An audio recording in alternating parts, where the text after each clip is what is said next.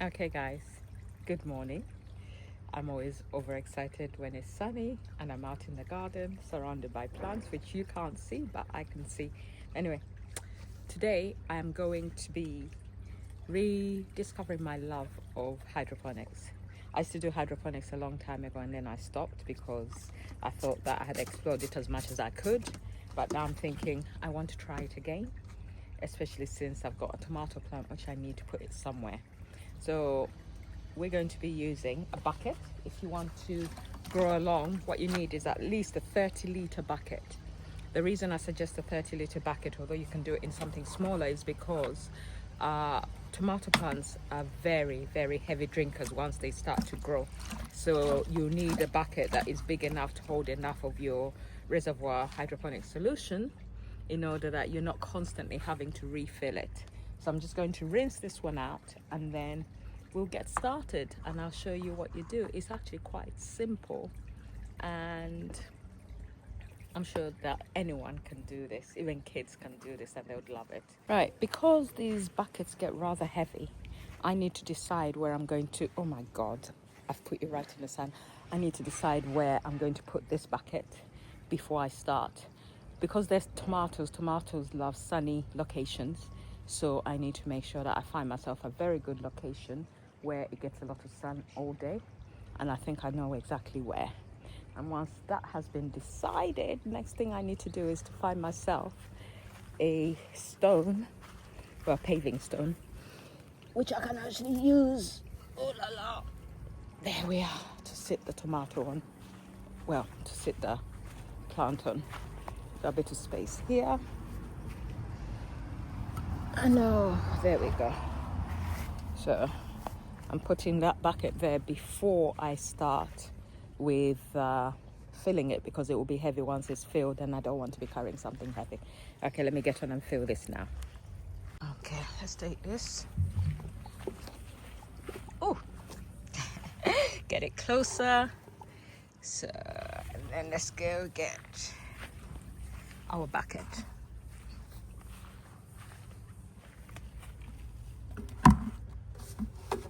There we go. And then we'll start to fill this. It's quite heavy. Ooh, extremely heavy. I don't want to waste water now, especially since we've had no rain. So I want to make sure that all the water goes in rather than out.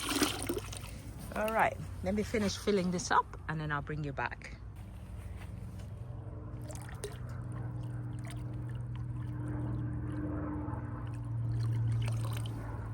Okay guys, it's important to ensure that when you're actually filling up your container, you work out exactly how many liters it is. So I've done 2 of these, which is 20, plus one of these, which is 25 liters. So I think it's about 25 liters rather than the 30 liters I thought. And the reason why it is important is because the next step of this is going to be adding my hydroponics solutions, the complete solution that the tomato will need.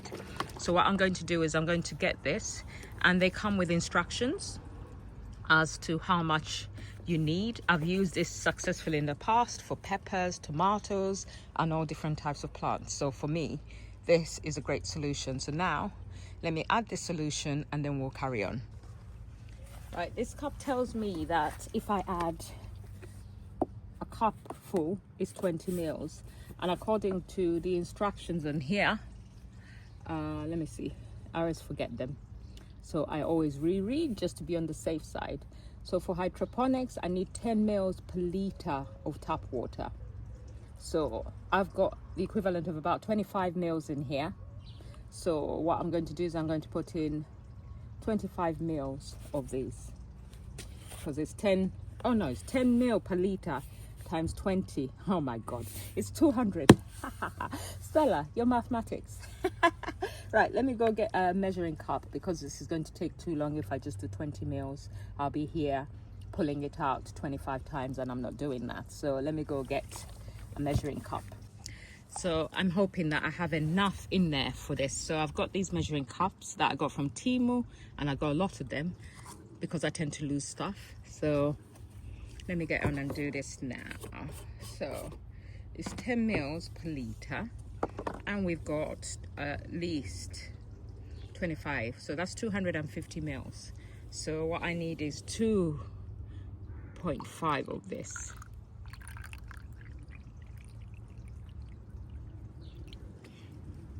This one.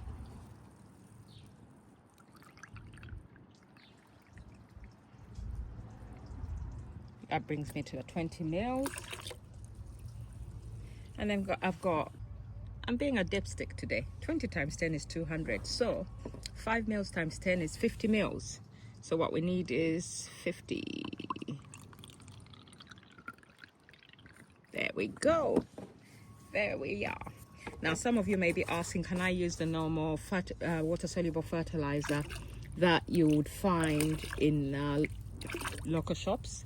And my answer to that is, it's worth you trying it, but from what my research, I found that people who've done that don't have as good thriving plant as they would if they were using the hydroponic solution specifically made for growing plants. Now, some of you may be thinking, oh, that's extremely full. And yes, I'm thinking it is extremely full. However, the plant will suck it up. And then some of you might say, oh my God, you're going to drown your tomato plant. No, the tomato plant will survive. They're very, very hardy. And once it gets used to living in water, it won't want to live in soil because it will get everything it needs in there. Right, let me get on and get that tomato plant now. Okay guys, this is the tomato. It's a tumbling tom.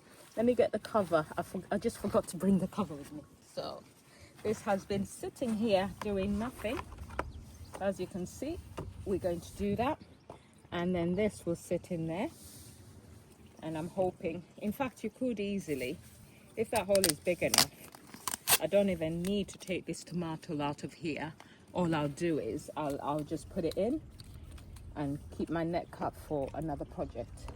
Let's see if this will fit, because if it fits, it will be perfect.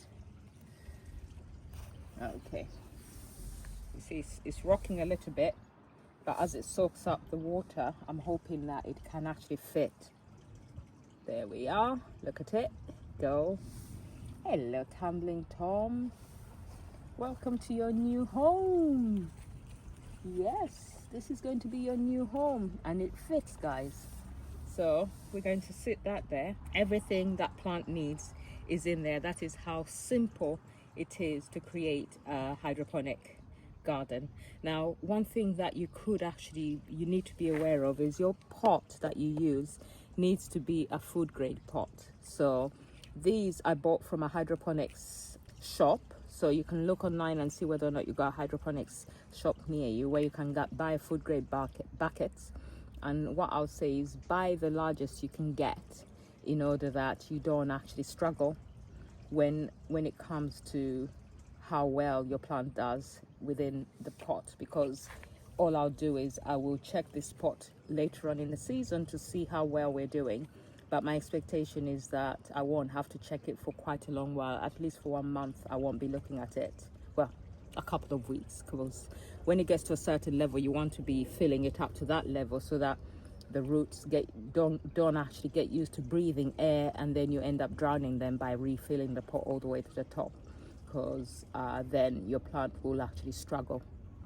Okay, so this is a pure hydroponics, and this is the system I also use for growing some of my other plants, but it's a mixed hydroponics with normal growing systems. I'm sure I've talked about it several times, but let me quickly show you what I mean.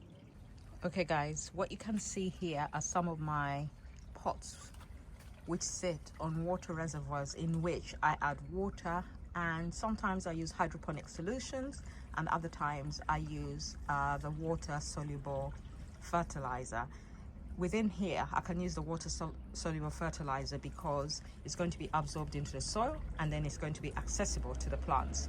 Whilst in a pure hydroponic system, you do not have the option of soil from which the roots are going to be pulling that water soluble fertilizer. So for these guys here, I'm quite happy putting water soluble fertilizer in the pots, but with with our pure hydroponics, I don't do that. So what I do is Let me go around. These are the newest ones I set up the other day. Right, as you can see here, I've got a reservoir at the bottom, and then I've got my fabric pot on top. Within that reservoir is a wicking material which is sat right to the base, so that even if there's a little bit of water, it can still be sucked up. And that wicking material is then placed through a hole in the cover and laying flat, onto which I sat my fabric pot, which, as you can see, is looking wet at the base because it's busy absorbing that water. Now if you look further in, those pots cannot suck up water. However, what they can do is they can suck up water if you put a wicking material from the pot reservoir into the pot. So what happens there is I got a hole in the base of the pot which pulls water in using the wicking material. So the wicking material goes into the reservoir and then it goes straight up into the pot and is wrapped around the edges in order that it can absorb water. And in that way I don't have to keep worrying about watering my tomatoes, and they have a consistently balanced level of solution on water and nutrition within the system. So that's it. To extend my interest in using self-watering systems, I'm actually thinking of how I could convert this planter into a self-watering system. And once I've worked it out, I'll show you how I'm going to do it. And I already have an idea of what I'm going to do, but oh my gosh, I love this planter. It makes me want to have what are they called? Veggie pods? Anyway, that's my dream. But Stella ain't got that kind of money. Carrots are doing well. Beetroot has leaf miner. I have leaf miner in this garden, so if anyone knows how to get rid of it, please let me know. But anyway, I need to go to the allotment now. I just wanted to show you the hydroponics system I'm setting up.